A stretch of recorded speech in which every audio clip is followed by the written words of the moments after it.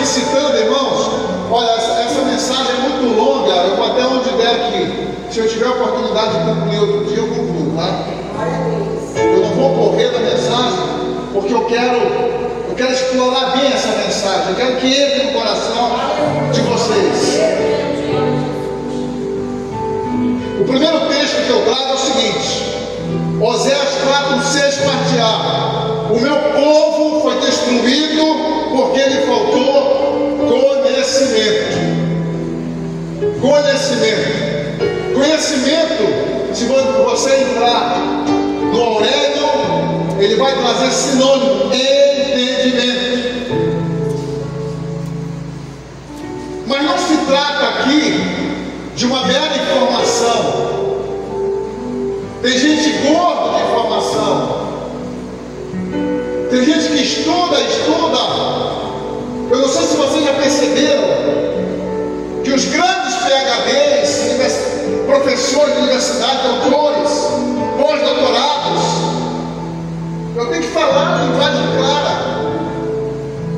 não são prósperos. Já perceberam isso? Sim ou não? Não são prósperos, impressionante. São pessoas limitadas, são pessoas que vivem teoricamente, que não praticam nada, que não fizeram nada na vida, irmãos. Não houve entendimento. Quando há entendimento, eu internalizo, eu pratico, eu faço, eu tenho ação. E o que significa então entendimento à luz da Bíblia? Primeiro, a capacidade de discernir a vontade de Deus. Eu preciso discernir a vontade de Deus. Não se trata apenas de aprender, irmãos. Não adianta você aprender se você não transforma isso em algo produtivo para a tua vida, se você não transforma isso em resultado, mas de compreender os propósitos divinos e aplicá-los na tua vida. Isso é entendimento. Eu entendi que eu nasci de novo. Eu entendi que Jesus morreu na cruz do Calvário, que Ele me redimiu do pecado. Eu fui limpo, eu fui sarado.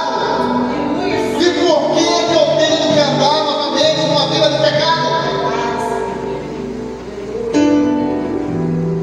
É decisão. Decisão. Quando você toma uma decisão, é o primeiro passo para a tua libertação. Segundo, entendimento é sabedoria prática para tomar decisões certas. O entendimento bíblico ajuda a evitar erros e agir com prudência. O pastor traz um conceito de prudência que eu acho interessante. Prudência é a capacidade de se planejar algo e executar. Na vida, muitas vezes, a gente planeja e não executa. Essa é a realidade. 3. Entendimento é a iluminação espiritual pelo Espírito Santo.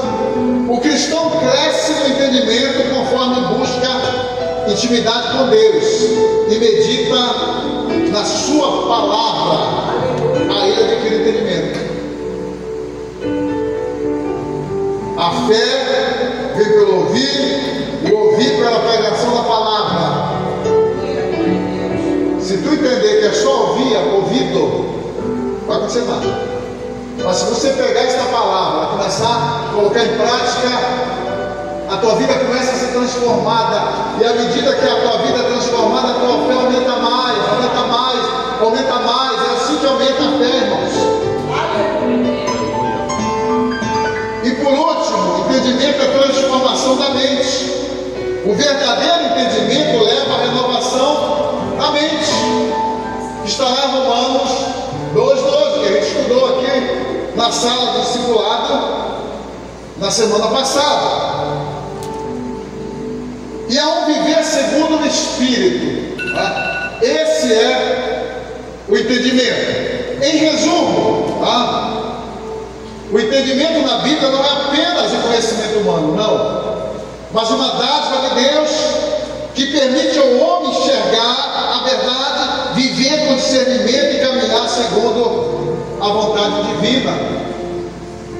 Ele é fortalecido pela palavra de Deus, pelo temor do Senhor e pela ação do Espírito Santo. O grande problema nosso é que nós conhecemos a verdade, nós conhecemos a palavra de Deus e nós não temos temor a Deus. Porque se nós tivéssemos temor a Deus, nós praticaríamos a sua palavra, e em praticando a sua palavra, Deus nos abençoaria. Aí está o grande problema. E aí eu quero trazer alguns números para vocês, que vocês vão ficar impactados certamente. Os mais antigos, uma certa vez eu trouxe esses números, não sei se estão lembrando ainda, vão lembrar. Preliminarmente eu quero dizer o seguinte: um terço da Bíblia Sagrada fala de dinheiro. Um terço. A Bíblia tem 1189 capítulos. Se você dividir por 3, dá quase 400 capítulos só falando de dinheiro. Então não venha me dizer que dinheiro é para falar na igreja. Se Jesus se preocupou com isso. Se Deus se preocupou a tirar o homem da ignorância, a dizer para que serve o dinheiro, a dizer os riscos que o dinheiro traz para nossas vidas. Jesus, na sua passagem pela terra, irmãos, falou mais sobre dinheiro do que sobre salvação. Pode pegar a Bíblia, pode pegar o Novo Testamento. Ele fala mais sobre dinheiro do que sobre salvação. O número aqui, ó. A Bíblia fala de fé 205 vezes. Fé. A Bíblia fala de salvação 208 vezes. A Bíblia fala de anjo, que é o segundo tema mais falado na Bíblia. Anjo, 313 vezes. E a Bíblia fala de dinheiro, não necessariamente a palavra dinheiro, mas tudo que se remete a ele: patrimônio, ouro, prata, ferro, bronze, não sei o que, enfim, bens, campos, tudo que se leva a dinheiro. 3.068 vezes. Das 39 parábolas contadas por Jesus, a maioria fala de dinheiro, irmãos, das 39 parábolas que ele contou. Os primeiros discípulos de Jesus, Pedro, Tiago e João, foram atraídos por um milagre econômico. Quem conhece a Bíblia sabe, lá em Lucas 5, do 4 ao 11, eles estão pescando.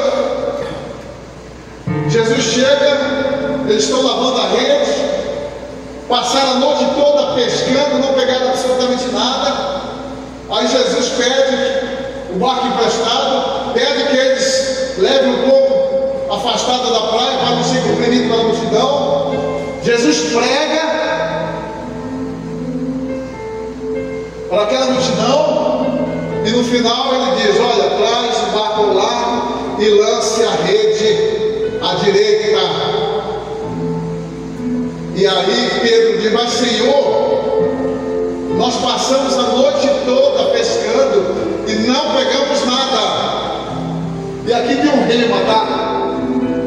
Um rema para a sua vida, se você anotar, não perca não. Aí Pedro diz: mas sob a tua palavra lançaremos a rede. Sob a palavra de Deus, irmãos, nós temos que viver debaixo dessa palavra. Amém? E aí eles lançam a rede, e a Bíblia vai dizer que a rede encheu de peixe, começou a se romper, o barco quase vai a pique. Eles precisam chamar outros barqueiros para ajudá-los.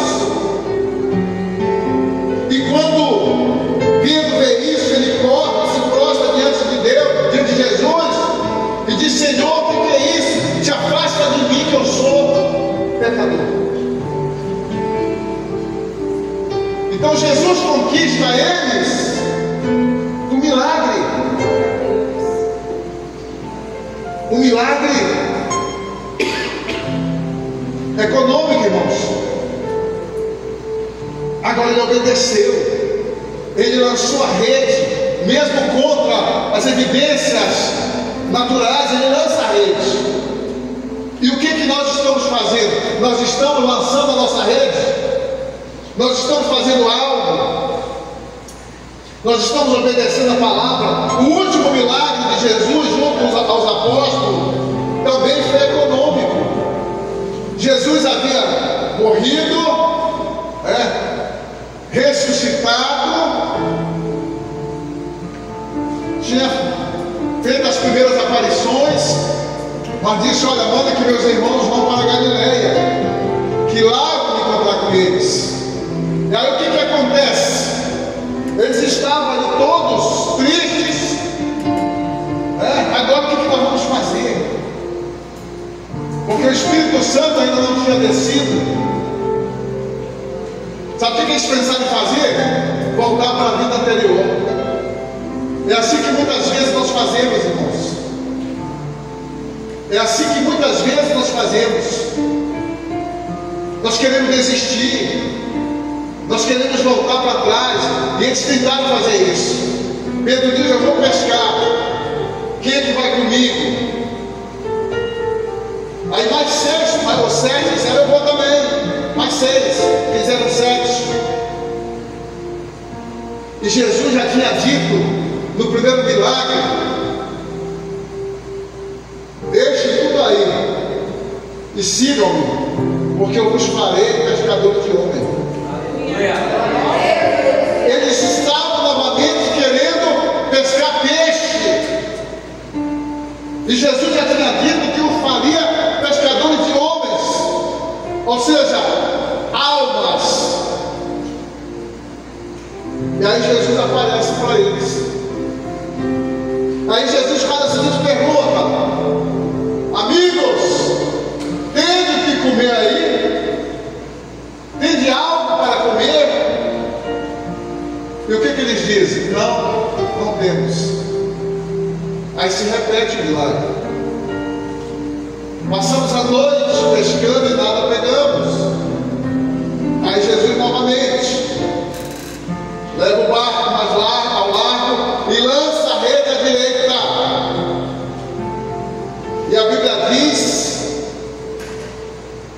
que eles pegaram 157 grandes peixes. Aí lá em Israel, quando eu fui uma das vezes, o guia, que era cristão, ele explicando o que isso significa. Olha que milagre poderoso, irmãos. Olha o que Deus fez na vida desses homens e quer fazer na sua vida também. 157 peixes. Era um peixe de cada espécie de peixe que tinha no mar da Galileia. Então ele termina aqui, antes de assunto ao céu, com um milagre financeiro. Jesus tinha tesoureiro, irmão, Judas, o que o traiu. Ele carregava a bolsa. Jesus sustentava o discípulo e pagava a conta dos discípulos. Às vezes eu meditando, eu dizia: poxa, assim, quando eu era mais leigo, na Bíblia, quando eu era mais ignorante, mais neófito, ainda sou, mas na época era mais, eu ficava perguntando: mas como é que esses homens viviam? Eu me perguntava, porque a gente lê muito Mateus, o crente preguiçoso de ler Bíblia, se tiver alguém assim, recebe a palavra. O crente preguiçoso de ler Bíblia, ele não passa de Mateus. Ele começa Mateus, termina o ano, vai para Mateus de novo, e Mateus de novo. No máximo ele vai até João e está muito certo. Era como eu fazia. Eu perguntava: mas como é que esses homens passaram a viver com Jesus? Jesus pagava a conta. Tinha gente que bancava nos pés de Jesus. Tinha gente que semeava na vida de Jesus e ele pagava a conta, tinha tesoureiro. Agora, o que é prosperidade bíblica? Anote isso aí. Você que está inerte aí, eu sinto aqui na sua inércia, você vai perder. Você está perdendo remas e oportunidades de prosperar, porque é assim que o crente prospera. O crente não vai prosperar seguindo as normas do ímpio. Não vai não, tá? Prosperidade no sentido bíblico é a medida das bênçãos que de Deus segundo a sua vontade. Glória a Deus. Isso é prosperidade. A medida das bênçãos segundo a vontade de Deus. Não se trata, irmãos, apenas de ser rico ou ter ótima saúde. É também. Mas se trata de ter sabedoria, se trata de ter dons espirituais, se trata de ter um bom cônjuge, se trata de ter filhos obedientes aos pais, fiéis a Deus, se trata de ter honras, se trata de ter paz, se trata de ter segurança, se trata de ter felicidade. O homem próspero é bem-aventurado. O homem próspero, irmãos, é feliz. É consequência de algo que Deus pede ao seu povo. Não dá para prosperar se você é desobediente à palavra de Deus. Não dá. Você vai estar em altos e baixos. Você vai estar no mínimo ali na mesmice. Você não consegue avançar. Você não consegue romper. Eu vou explicar já por quê. O resultado da obediência às leis que governam a prosperidade é isso aqui, ó. É resultado da obediência às leis que governam a vida de quem ama ao Senhor.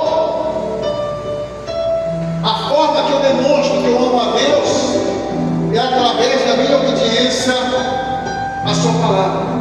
Glória a Deus. Não é por palavras, não é por discurso, não é por narrativas, é pela obediência à sua palavra. Ser próspero, irmãos, é comer o melhor dessa terra. Essa é a promessa de Deus para a nossa vida. É comer o melhor dessa terra. O que a palavra de Deus diz? Em Isaías 19: se quiserdes e me ouvirdes, comereis o melhor desta terra. Primeiro eu preciso querer. Quem que quer ser próspero? Glória a Deus. Mas tem gente que não quer. Tem gente que acha que tá bom, né? Mas pode ter certeza absoluta, a maioria diz que não quer, porque não quer sacrifício, porque não quer compromisso, porque não quer ação. Aí ele diz: se quiser, se me ouvir. Mais uma vez, não é ouvido. Se quiser, na outra versão vai dizer: e me obedeceres, comereis o melhor dessa terra. Ser próspero é ter uma vida abundante, abundante. João 10, 4b vai dizer o seguinte: eu vim para que tenham vida e a tenham com abundância.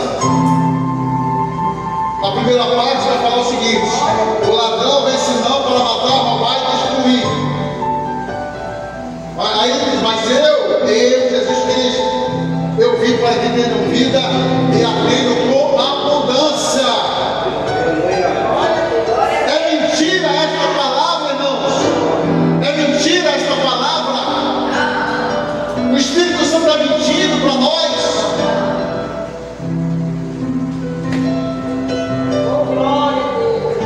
Se eu não tenho uma vida abundante, tem alguma coisa errada. É para despertar mesmo a igreja do Senhor, irmãos. É para impactar.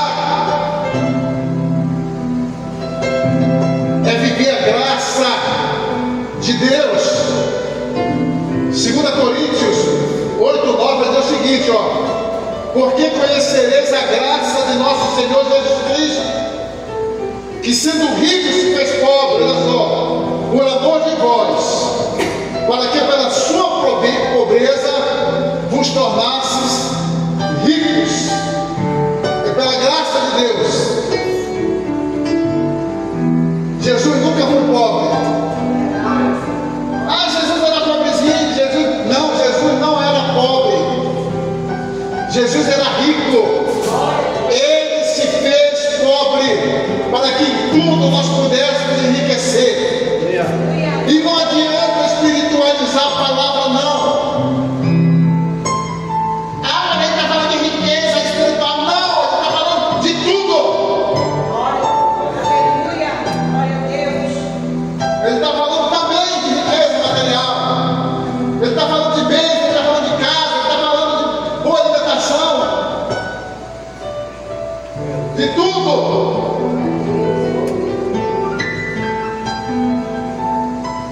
O grande problema nosso, irmãos, ele está falando de graça aqui, a graça do nosso Senhor Jesus Cristo, a graça.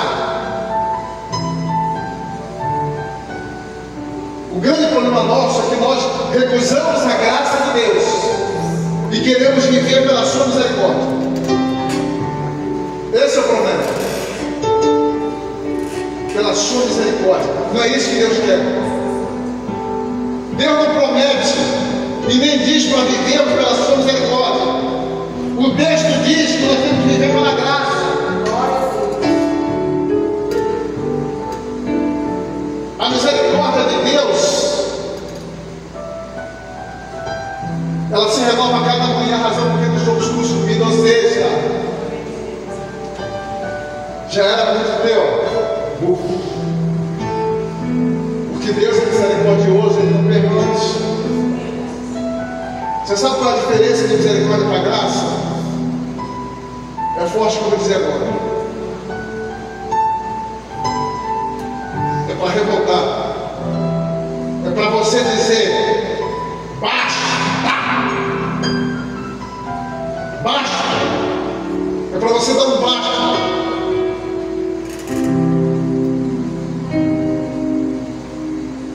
A misericórdia é assim, E como eu vi isso na igreja evangélica? Como eu vi, irmãos? Não é nada pessoal, não é nada contra ninguém. Eu estou só pregando a palavra de Deus. Eu só estou dizendo que Deus pode realizar. E nós não queremos, muitas vezes. Nós estamos apequenando o nosso Deus. Nós estamos dizendo que Ele não tem capacidade de realizar, irmãos. Não, porque aqui não pode sofrer. Jesus não disse que nós temos que sofrer aqui, não. Ele disse: no mundo tereis aflições. Mas tem de bom ânimo, porque eu venci o mundo. E não é aflição, simplesmente por aflição. Porque Ele tinha mandado de falar para os apóstolos, pregar a palavra. Ide por todo mundo. Pregue a palavra. Expanda o evangelho do meu reino. E eu já preparo o coração de vocês. Terão aflições. Vão querer perseguir vocês. Vão prendê-los. Vão matá-los. Mas tem de bom ânimo. Porque eu venci o mundo. Você nem faz a obra de Deus. Aí você quer aplicar na sua vida esta palavra.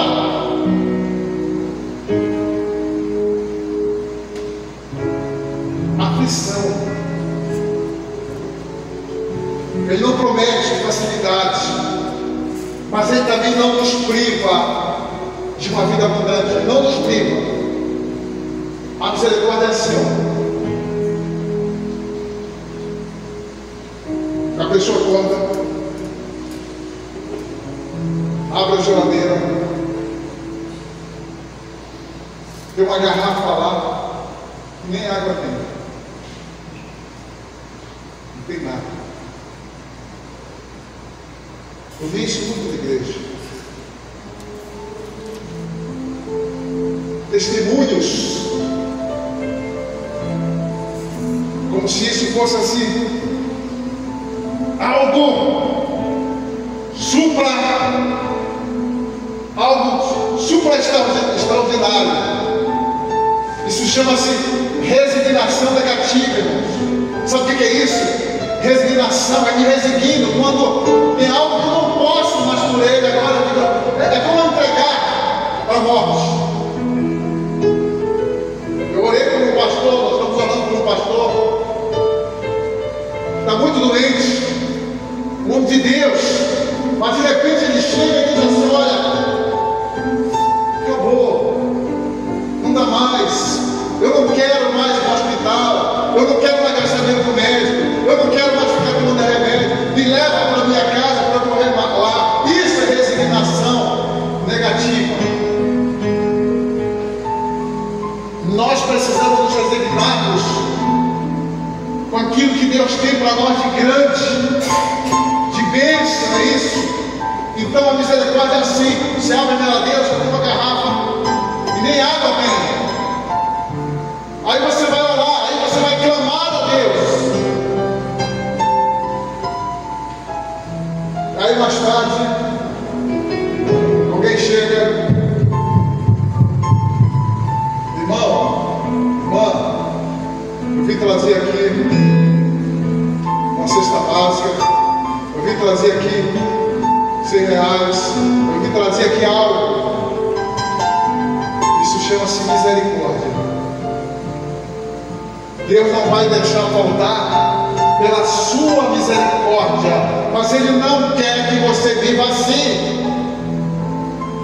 Ele quer que você viva pela graça, irmãos. E a graça é diferente. Não é que você mereça. Não. Nós não merecemos. Mas nós cremos em Deus. Nós colocamos a nossa fé de forma ativa. A Bíblia diz que nós somos salvos pela fé para fazer boas obras. Vou falar de fé daqui a pouco, mas já adianto que a fé sem obra é morta, é totalmente morta. A graça não, a graça você acorda, você abre a despensa, está lotada, você abre a geladeira, está lotada. É a graça de Deus. Não deixa faltar, mas vai além. Ele te dá com abundância. É isso que é a graça de Deus. Então Ele quer que nós vivamos pela graça, irmãos. Amém? E por que nós não estamos experimentando a graça de Deus? Alguma coisa está errada conosco. Nos falta compromisso, nos falta fé, nos falta atitude.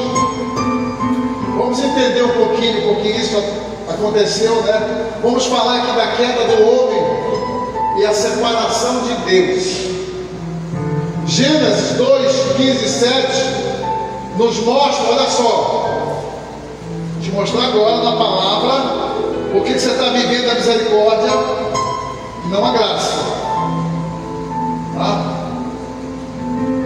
Gênesis 2, 15 a 17 nos mostra que Deus estabeleceu um único princípio, irmãos, para Adão praticar.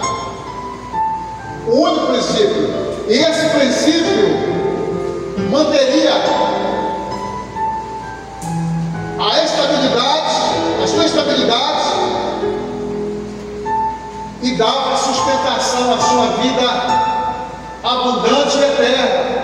Vou explicar o que é isso, né?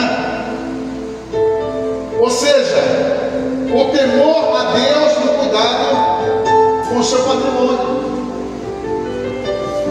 Quando Deus fez o homem e a mulher, o que ele fez? Ele colocou no jardim do Éden, né? Aí o que ele disse?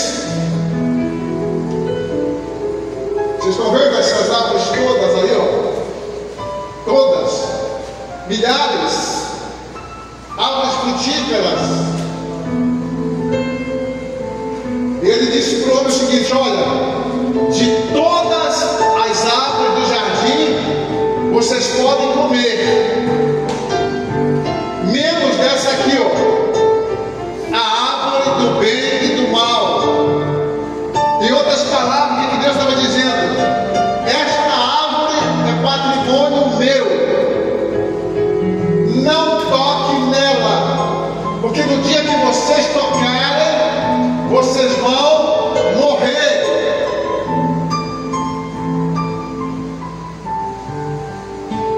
E todas as vezes que nós tocamos em algo que é de Deus, atrai a maldição.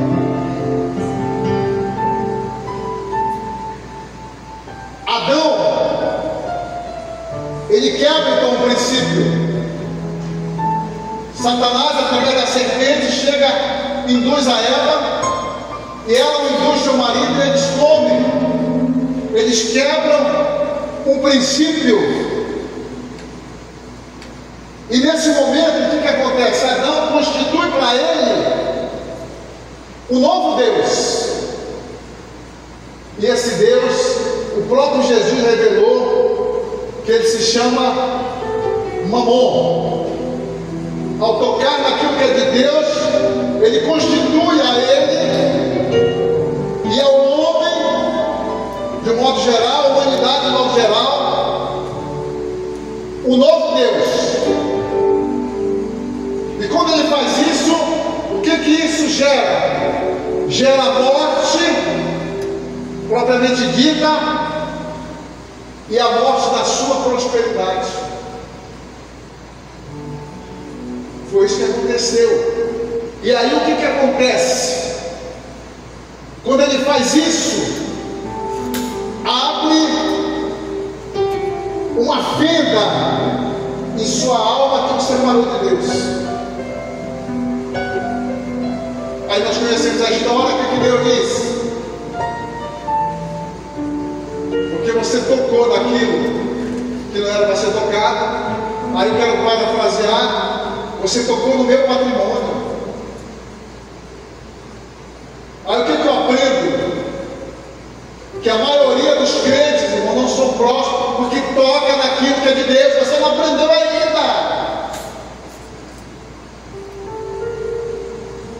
Você insiste em não ser fiel na casa de Deus. Você insiste em não entregar os tributos de Deus.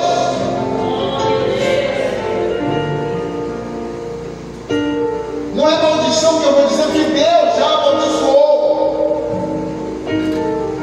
Não vai prosperar, irmão. Não vai prosperar. Não tem outra forma. O Senhor cobiça, olha só, e a senhora avareza são os pais da morte da alma do homem. O que é cobiça? Cobiça é querer algo, é desejar algo, é subtrair algo que não te pertence, algo que é do outro. Eu olho o carro do outro, quero para mim. Eu olho a casa, eu quero para mim. Aí eu vou até exagerar agora. Eu olho a mulher do outro, eu quero para mim, rapaz. Isso é cobiça. E o que é avareza? Eu acumular. Não é nem meu, mas eu quero, está preso aqui. É o famoso mão de vaca, né? Não, eu não vou semear no reino de Deus, eu não vou entregar os tributos, porque se entregar vai me faltar. Enfim, ele fica desesperado. Isso é um avarento. E a Bíblia condena tanto a cobiça como a avareza, irmãos. Então é por isso que você não prospera, porque você tem praticado a cobiça e a avareza. Não vai prosperar, eu sinto muito.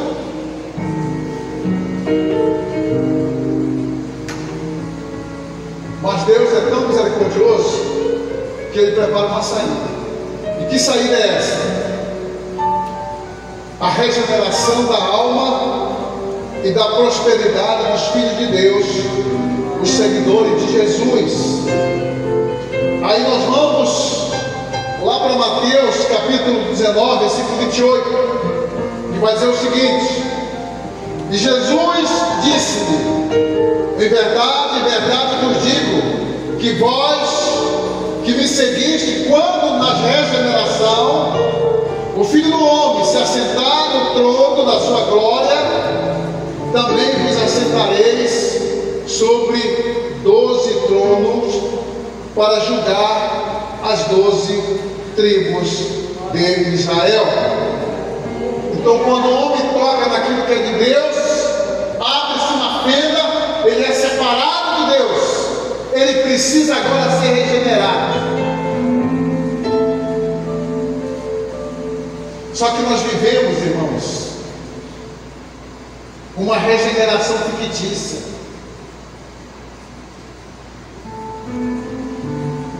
Jesus veio para trazer a regeneração, mas nós só aceitamos em parte.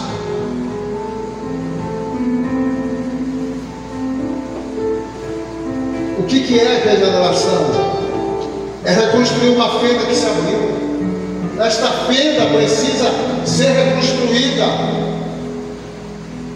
O que é regeneração? É ajuntar, irmão, que foi separado. O homem foi separado de Deus, e ele precisa agora voltar. É corrigir o que está errado, irmãos. É reconstruir o que está destruído. Nós precisamos fazer isso. Aquele primeiro Adão fez o homem cair, fez o homem se separar de Deus.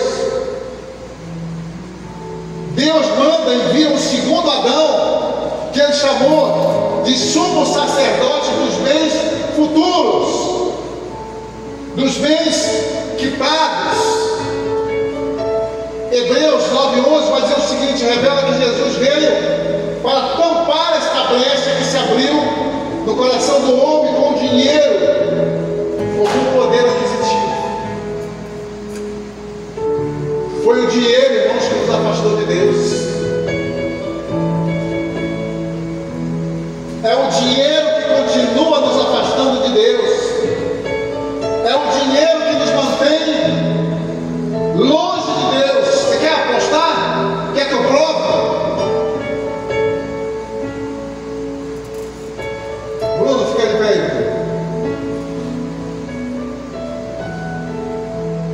Quanto tempo tu leva? Tu acorda de manhã, que horas? 4h30. Vamos dizer que as aulas já começaram. O que você faz de 4h30 até o teu horário de trabalho? Tomo meu banho, 5 horas eu saio, vou rodar de Uber, até das 7 horas de entrar na empresa. Vai rodar de Uber? Você acordou por quê? Por que você acordou? Explicação. Interage comigo. Por que você acordou? Meu corpo já está acostumado a acordar 4h30. Não, mas tem uma razão. Sim, Esquece o motivo. Saio cedo para fazer um dinheiro extra. Você acordou com um propósito. Para quê? Vai trabalhar. Trabalhar. Então quando ele acorda, ele já começa a se dedicar ao amor. Ele poderia estar dormindo. Sim ou não? Sim. Mas ele acordou 4 da manhã, olha só. 4 da manhã. O amor disse: acorda. Acorda. Aí ele pega, se levar os filhos para a escola, leva por quê? Não. Se levar os filhos para a escola, leva por quê? Por quê? Se eu levar, Por que leva os filhos para a escola? obrigação. Hein? Por obrigação. Não é por obrigação, não. É também obrigação de pai. Por que você leva os seus filhos para a escola? Porque eu quero melhor para ele. Melhor para ele, para quê? Eles estudarem. Para quê? Perder dinheiro. Para quê? Ser próximo. Dinheiro. Então você começa desde 4 horas da manhã pensando em dinheiro. Você levantou por causa do dinheiro. Você levantou porque tem que trabalhar, porque tem que rodar no Uber, porque tem que levar seu filho para a escola, para eles estudarem, crescerem, ganhar dinheiro.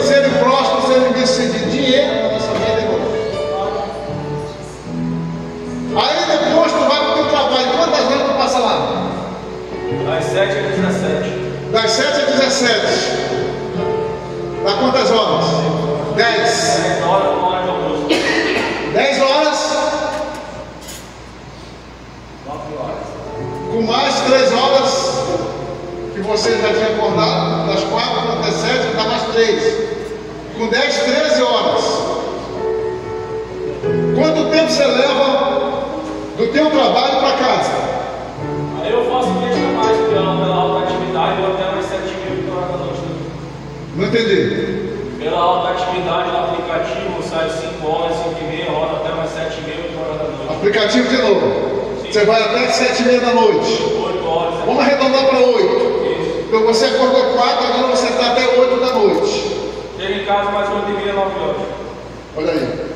Então já tem 12, com 2, 14, com 2h30, 16 e meia. Dedicado a quem? Quem é o dinheiro? Não. Agora tu chega em casa, né? Tu não troca ideia nenhuma com a esposa. Você não diz assim, ó, meu dia foi legal, né, ganhei tanto. Ou meu dia foi ruim, não sei. Olha a dívida, tal, não sei o quê, papapá. Não tem nenhuma discussão nesse sentido, né? Pois é. Então é mais tempo dedicado a mamão, pensando em mamão, pensando em dívida, e etc, etc. No final, o único momento que você teria para não pensar em mamão é a hora que você dorme. E aí, talvez o pesadelo venha e ele vai estar no teu chão de cabeça se tiver uma dívida ali, enfim. Né? Não é verdade? Agora, nisso tudo, uma coisa você não falou. Eu tenho uma hora de oração, eu tenho não sei quanto tempo de leitura bíblica, eu tenho... Entende o que eu estou dizendo?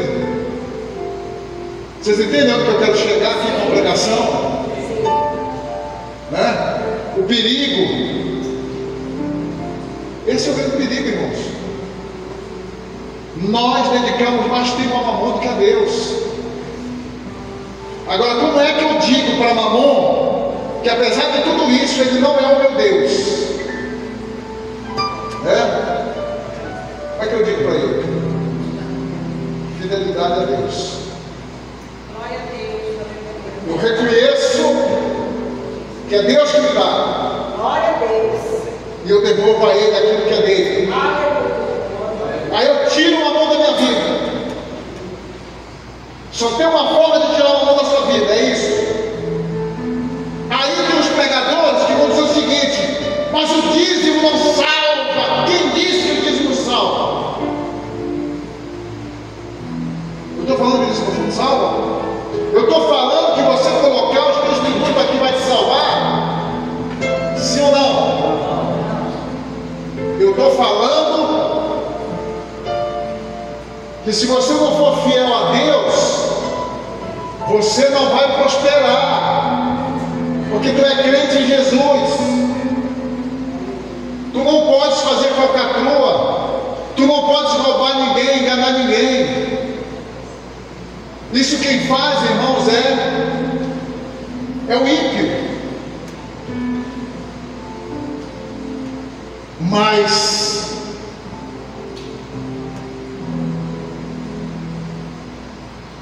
o dinheiro pode levar a perda da salvação. Tranquilo. Ninguém compra a salvação, mas a minha infidelidade, quando eu valorizo uma mão na minha vida, quando eu dou mais importância para o dinheiro, em ganhar, em me dedicar, e menos a Deus, a minha vida espiritual vai estar show de bola, beleza? Todas as vezes que Israel, irmãos, todas as vezes que Israel deixou de entregar os dízimos, as primícias, né? Deixou de semear, era uma demonstração estável, ficou comprovado que eles estavam em estado deplorável, eles estavam distantes de Deus. A vida espiritual deles estava no fundo do poço, irmãos. E todas as vezes que eles se consertavam com Deus, eles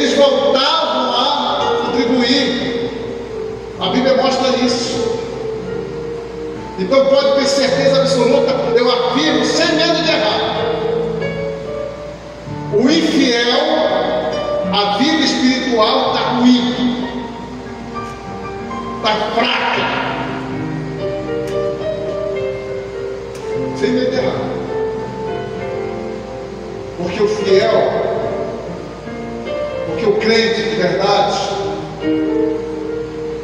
ele obedece a palavra de Deus. Glória a Deus. Amém. Então Jesus veio, irmãos, para trazer a regeneração do homem. Pelo primeiro Adão, o homem cai, e essa é a palavra de Deus. Pelo segundo Adão, Jesus Cristo, que é o sumo sacerdote, ele será regenerado. Tá? O dinheiro é o único concorrente de Deus no coração do homem. Aqui que está o problema. Quem disse isso foi Jesus. É o único concorrente, não é o diabo. Fica tranquilo, não é o diabo. A menos que o cara faça um pacto com o diabo, tá? Já é dele lá. Mas na vida do crente, estou falando de ir para fora não, estou falando de crente. O dinheiro é o único concorrente com Deus no coração do homem. Jesus fala que Ele é Senhor. Ele é Senhor. Jesus nos revela que nós temos que escolher entre Deus e o dinheiro, ou seja, entre o poder aquisitivo, as riquezas, e Ele. Ah, mas então eu escolho a Deus, sou pobre. Não, não é isso, Ele não está dizendo isso. Aliás, Ele quer te abençoar, Ele quer que você prospere. Mas você precisa mandar um recado claro para Mamon. Mamon, tu é servo, tu não é Senhor. O meu Senhor é o Deus vivo, todo-poderoso. É Ele que é meu provedor. Ele que supre a minha necessidade. Ele que me dá força para trabalhar. É Ele que eu devo adoração, culto. Não é a ti, Mamon. A ti eu vou te usar para a honra e glória de Deus. É isso que eu preciso fazer, irmãos. Mateus 6,24 vai dizer: ninguém pode servir a dois senhores, porque o há de odiar um e amar o outro, ou se dedicará a um e desprezará o outro. Não podeis servir a Deus e a Mamon. Jesus está falando de Senhor. Ninguém pode servir a dois senhores. Tá? E Jesus é o nosso Senhor e Salvador. É o único que você escolhe como Senhor que pode te salvar. Se Mamon é o teu Senhor, você vai para o inferno. E não adianta esses pregadores falarem o contrário. Porque onde Mamon é o Senhor, Jesus não tem espaço na tua vida. É Jesus que está dizendo, é a palavra de Deus que está dizendo. Ninguém pode servir a dois senhores. Deus nos revela também que o dinheiro atrai a morte espiritual, emocional e física, pois o dinheiro se tornou a raiz de todos os males. Quando Adão toca naquilo que é de Deus, virou maldição, porque ele amou mais o patrimônio de Deus, mais o dinheiro, do que o próprio Deus. 1 Timóteo 6 vai dizer: porque o amor ao dinheiro é a raiz de toda espécie de males. E nessa cobiça, olha só, aqui está a prova bíblica. E nessa cobiça, muitos se desviaram da fé e se traspassaram a si mesmo com muitas dores.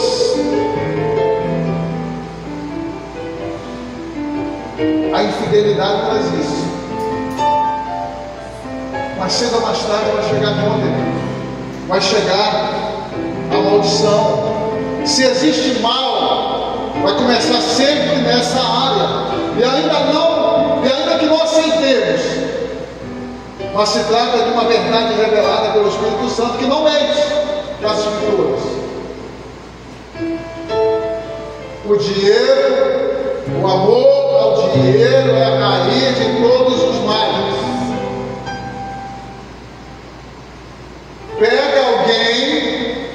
venera dinheiro, pega alguém que pratica cobiça, alguém que pratica avareza, alguém que o dinheiro é mais importante do que Deus, alguém que ama o dinheiro mais do que Deus. Se tudo não começa no dinheiro, o homem por conta do dinheiro ele vai se prostituir, ele vai mentir, ele vai enganar, ele vai roubar. Por conta do dinheiro ele vai cometer corrupção. Por conta do dinheiro vai usar droga, vai vender drogas. Por conta do dinheiro vai haver adultério. Por conta do dinheiro vai haver separação, irmãos.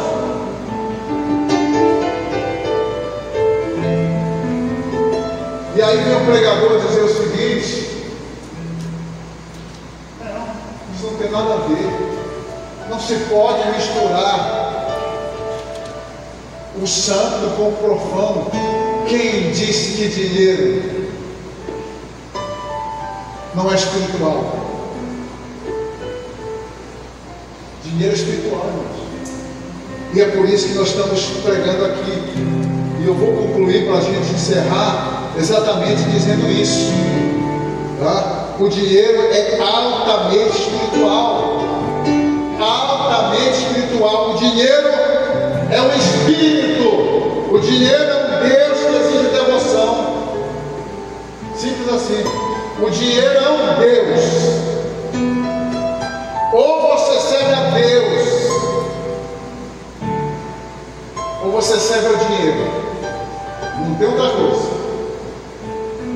O dinheiro entrou na vida do homem por decreto de maldição feito por Deus, em razão da sua cobiça. Você vai pegar Gênesis 3,19, vai dizer o seguinte: porque você tocou, e não adianta culpar Eva não. Eu dei a missão para você. Ô Eva, não adianta culpar a serpente não. Você desejou, você cobiçou. Por conta disso, vai ter que trabalhar agora. Quando eu falo isso, as pessoas ficam impactadas. O trabalho foi nos dado com maldição, irmãos. Tu vai trabalhar agora, tu vai comer com suor no teu rosto. Aqui tu tinha tudo, ó. Tu era próspero, você não precisava de nada. Eu só te pedi uma coisa. Você o tempo tocou daquele que é meu. Então cuidado, irmãos. Muito cuidado. Isso não é brincadeira. O dinheiro, como já falei, pode transformar. Não, o dinheiro pode se transformar na raiz de todos os males, já falei. Tá? O amor ao dinheiro. O dinheiro pode levar o homem a perder a salvação, irmãos. Sim. Aquele jovem rico chega com Jesus e diz: ó, mestre, bom mestre, o que devo fazer para herdar a vida eterna? Aí Jesus vira para ele e diz: bom, só tem um que é bom, que é Deus, que está no céu. Mas eu vou te dizer o que você deve fazer: cumpre os mandamentos. Tá? Ama teu pai e tua mãe, não roubará, não matará, enfim. Aí ele vira para Jesus e diz: tudo isso tenho feito desde a minha juventude. O Evangelho de Marcos diz que Jesus olhou para ele e o amou. Olha só, Jesus o amou. Aí Jesus disse assim: uma coisa apenas te falo. Vou parafrasear mais uma vez, vou conjecturar. Jesus estava dizendo: olha, tu és avarento, tá? E aquele que pratica avareza não entrará no reino dos céus. Para você entrar, você precisa tirar a avareza da sua vida. Então vai, vende tudo que tem, dá aos pobres, vem, siga, terás o tesouro do céu. E a Bíblia vai dizer que ele saiu triste, porque ele tinha muitas propriedades. propriedades, era um homem rico. A pergunta é: esse homem foi para o céu, sim ou não? Foi para o céu ou não? Fala comigo, igreja. Foi para o céu ou não? Por conta da avareza. Jesus queria que ele empobrecesse? Não. Jesus queria que ele tirasse a avareza. Sabe o que ia acontecer com ele? Pedro, aquele namorado, chega com Jesus: ô Jesus, agora você complicou a vida. Como é que alguém vai salvar? Nós deixamos tudo, casa, bens, tudo. O que vai acontecer com a gente? Aí Jesus diz: olha, de verdade eu digo, que aquele que deixar casa, bem, irmão, mãe, tudo por amor de mim, receberá no presente século 100 vezes mais e no porvir a vida eterna. Então aquele jovem perdeu a vida eterna e perdeu a bênção de ter tudo que ele venderia para nós próprios, multiplicado 100 vezes mais. A Bíblia vai dizer que Jó, quando orava pelos seus amigos, Deus mudou as suas sortes. Por quê? Porque Deus provou ele. Deus provou ele foi aprovado. Deus tentou provar esse jovem e ele foi reprovado. O dinheiro está presente na vida do homem mais do que qualquer coisa e por tudo assiste. Eu vou parar por aqui por conta do tempo. O dinheiro está presente na vida do homem e por tudo assiste. Traduzindo, o dinheiro a tudo resolve, irmãos. O dinheiro a tudo resolve. Mas não compra saúde. Tá bom, vai para a fila do SUS. Você está precisando de transplante? Vai para o SUS. Se você tiver grana, talvez você acelere, você precisa de um remédio caríssimo. Não tem, e aí agora? Como é que fica? Então nós temos que tirar isso da nossa vida. Nós temos que deixar de amaldiçoar aquilo que é bênção. A Bíblia fala que o dinheiro a tudo assiste. Deus quer nos dar muito, amém, irmãos? Fique de pé, irmãos. Eu quero chamar aqui a irmã. Nós vamos cantar um louvor aqui para encerrar esta parte da nossa ministração. Eu posso garantir a vocês que eu ministrei apenas um terço daquilo que eu tinha que ministrar.